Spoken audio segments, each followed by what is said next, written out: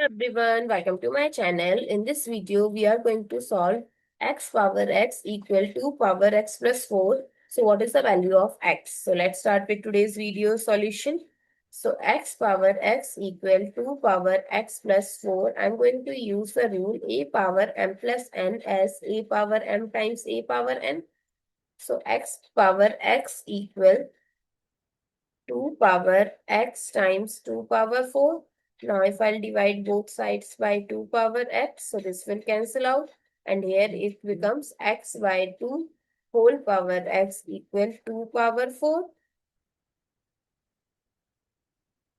Now take power 1 by 2 on both sides.